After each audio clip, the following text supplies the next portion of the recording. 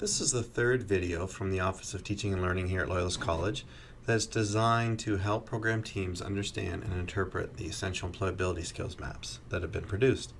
So the first video gave some provincial context as to employability skills, where they come from, what the expectations are from the Ministry of Advanced Education and Skills Development.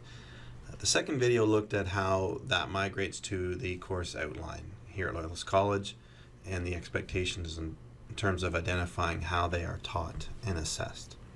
So the third video here, we're going to talk about a series of maps and look at what is produced. So a few things, where these maps come from. So as individual faculty and instructors populate their course outlines and indicate that they are either teaching and or assessing employability skills, that's captured in Banner, and so we have the ability now to collect that data and produce a map for you. So this is extremely beneficial when doing annual curriculum development and renewal, so that it reduces a very laborious step as far as gathering course outlines and transposing all that recorded information into one place. So this does a lot of that heavy lifting for you so that your valuable program team time can be used for interpreting and developing next steps and action plans based on the results.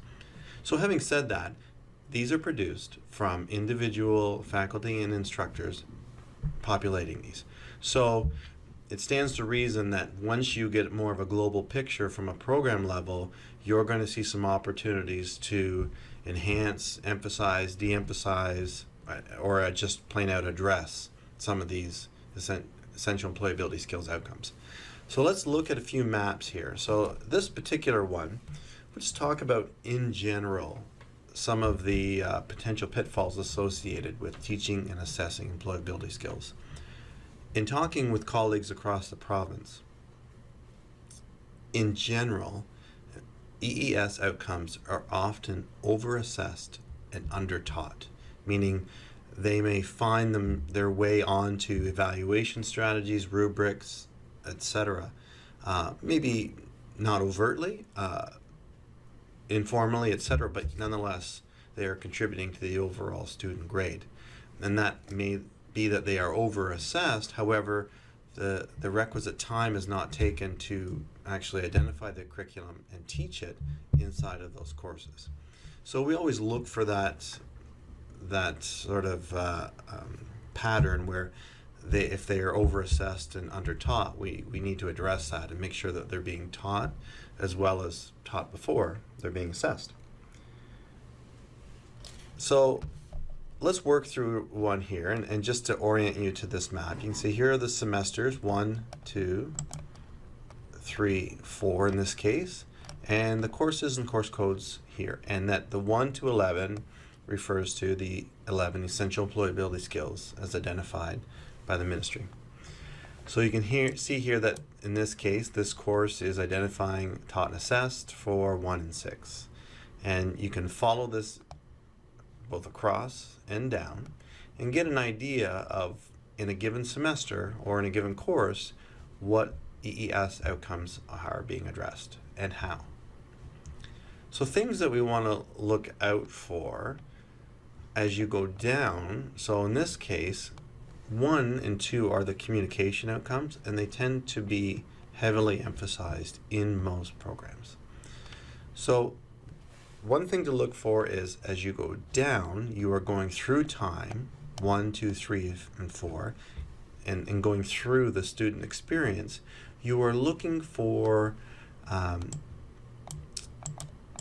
indications that a skill is being assessed before it's being taught, and maybe we'll find some examples here in a little bit.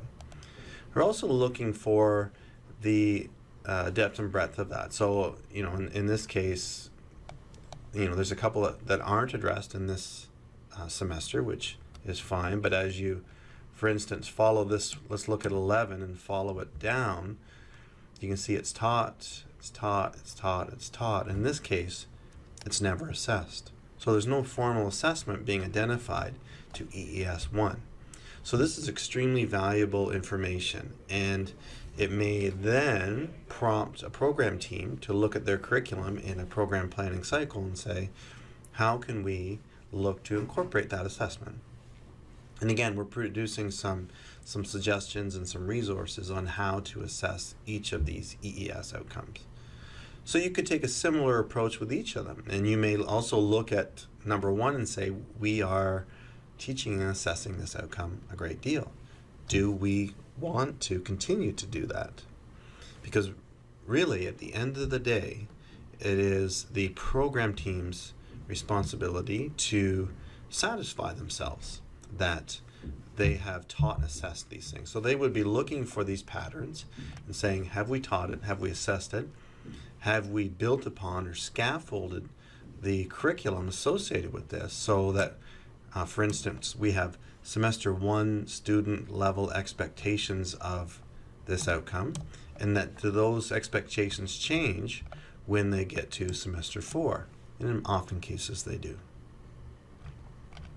So that's just some of the things here to take a look at. So this is part 1 of this video. We'll break this one into a couple different parts.